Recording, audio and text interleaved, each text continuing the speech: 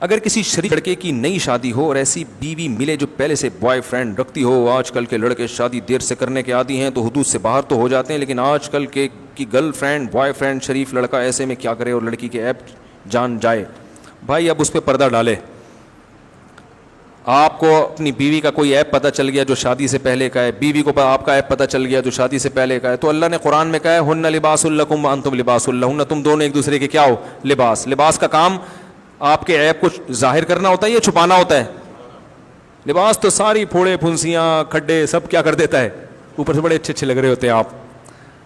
تو الٹا کام ہو رہا ہے آج کل. ایک دوسرے کی عزت کا جنازہ سب سے زیادہ کون نکالتا ہے؟ میاں بیوی. اچھے بھلے آدمی ذلیل ہو جاتا ہے, اچھی بھلی عورت ذلیل ہو جاتی ہے. تو جن کو اللہ نے لباس کہا ہے کہ تم تو ایک دوسرے کے رازدار ہو, وہی اس بے لباسی کا ذریعہ بن رہے ہیں. تو یہ بہت غلط ہے. بعض خواتین یہ کرتی ہیں, اللہ معاف فرمائے تو کہتے ہوئے بھی ڈر لگتا ہے, آج کل یہ نوجوانوں میں فحش فلمیں دیکھنے کا بہت رواج ہو گیا ہے. تو وہ بیویاں پکڑ لیتی ہیں یہ حرکتیں, ان کو پتہ چل جاتا ہے, تو پھر وہ سب کو بتا رہی ہوتی خاندان میں, میرا میاں یہ کرتا ہے, میرا میاں یہ کرتا ہے. مجھے بھی فون کر کے بعض عورتیں بتاتی ہیں کیا کروں میں تو پریشان ہو گئی, میرا میاں ایسا گندا.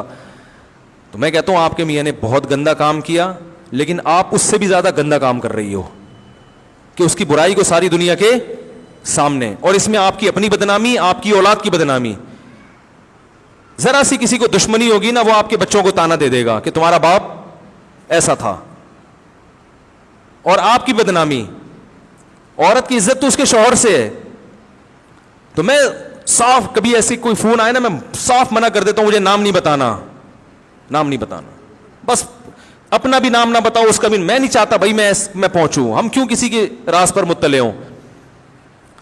تو ایسی خواتین کو چاہیے کہ جب مسئلہ پوچھیں یوں پوچھیں, کسی خاتون نے ہم سے یہ کہا ہے کہ ان کے شوہر ایسا کر رہے ہیں, تو ان خاتون کو آپ کا کیا مشورہ ہے, اس طرح سے پوچھا کریں. سمجھ رہے ہیں نا؟ یہ جھوٹ بھی نہیں ہے کہ آپ بھی تو کسی خاتون ہی ہے نا جنہوں نے آپ ہی کو بتا دیا. تو ایسے میں گول مول کرنا جائز ہے. کیوں راز فاش کر رہی ہو بھائی اپنا اور اپنے شوہر کا؟ تو اس میں سب سے پہلا حکم یہ ہے کہ بھائی اس کے راز کو کسی کو نہ بتائیں. خواتین کیا کرتی ہیں, ایک کو بتائے کسی کو بتانا نہیں, میں تمہیں بتا رہی ہوں کسی کو بتانا نہیں. وہ 6 کو بتائے کہ دیکھو صرف تمہیں بتا رہی ہوں کسی کو بتانا نہیں.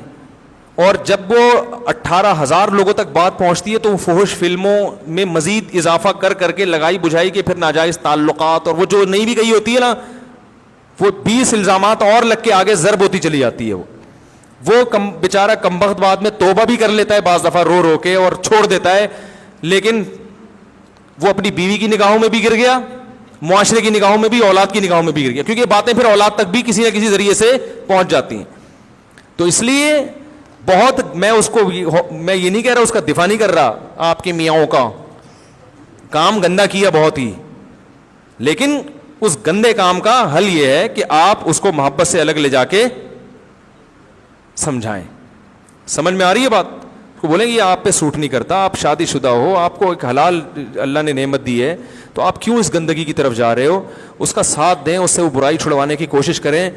پھر بھی اگر وہ نہیں چھوڑتا وہ تو صبر کریں. پھر ہر برائی ہمارے اختیار میں نہیں ہے کہ ہم کیا کریں, ختم کر دیں. طلاق لے کے جائیں گی, پتہ نہیں کوئی پاک دامن ملے گا نہ ملے. مارکیٹ میں بندے شارٹ ہے, پاک دامن ہونا تو پھر الگ سے. بندے شارٹ چل رہے ہیں آج کل مارکیٹ میں, صحیح ہے نا؟ ایسا نہ ہو اگلے کے پاس جائیں, وہ دیکھنے میں بڑا اچھا لگ رہا ہو, پتہ چلا کہ یہ تو وہ کم از کم فلموں پہ گزارا کر رہا تھا, تو کم بات اسکائپ پہ لڑکیوں سے باتیں کر رہا ہے. وہ ایک غلام تھا, غلام, وہ اپنے مولا سے پریشان تھا, یہ ظلم کرتا ہے تو مجھے بیچ دے. اس نے کہا دیکھ آج کل زمانہ بڑا خراب ہے, اگلا ملے گا مجھ سے بھی بڑا ظالم. اس نے کہا نہیں تیرے سے بڑا ظالم نہیں ہو سکتا. یہ ہم نے نفت العرب میں واقعہ پڑھا تھا. تو اس نے بیچ دیا اس کو. اگلے کے پاس گیا, وہ اور چترول لگایا کرتا تھا اس کے. اس نے کہا یار پہلے والا تو پھر بھی اچھا تھا. تو پھر مجبوراً وہ اس نے کہا دیکھ زمانہ بڑا خراب ہے, مجھ سے برا ہی ملے گا, مجھ سے اچھا نہیں ملے گا. مجبوراً کہیں گے نہیں اتنا برا کون. تو بالآخر وہ لمبا قصہ ہے, ایسا آدمی ملا, وہ مطالعے کا شوقین تھا. مولا جو تھا نا مالک, وہ کیا کرتا تھا, اس کا سر مڈا کے اس اسٹینڈ کے طور پر نا اس کو بٹھاتا تھا, اور اس کے سر پہ لیمپ چراغ رکھ دیتا تھا, اور کہتا ہے ہلنا نہیں. چراغ تو ایسی چیز ہے نا, گرم تیل ہوتا ہے, ذرا سا ہلے وہ تو. اب یہ پوری رات ایسے, اور وہ محترم اس میں کیا کر رہے ہیں, مطالعہ کر رہے ہیں. صحیح ہے نا؟ اس پہ یہ صبر کر کے بیٹھ گیا کہ بھائی ایسا نہ ہو کہ اب کوئی گردن کاٹنے والا ہی آئے گا. تو پوری اس کوشش کریں شوہر کی یہ گندگیاں چھوٹ جائیں. نہیں چھوٹ رہی تو اللہ تعالیٰ اس کو سزا دینا چاہے گا, سزا دے گا, جو اللہ کا اس کے ساتھ معاملہ ہے.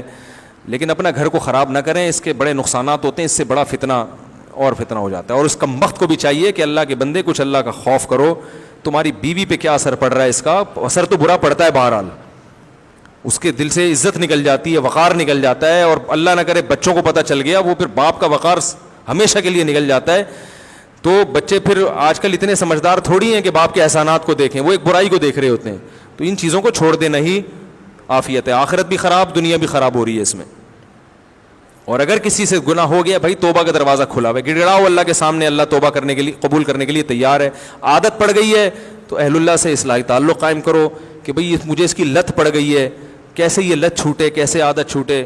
اور نفسیاتی ڈاکٹر بھی اس کا اچھا علاج کرتے ہیں.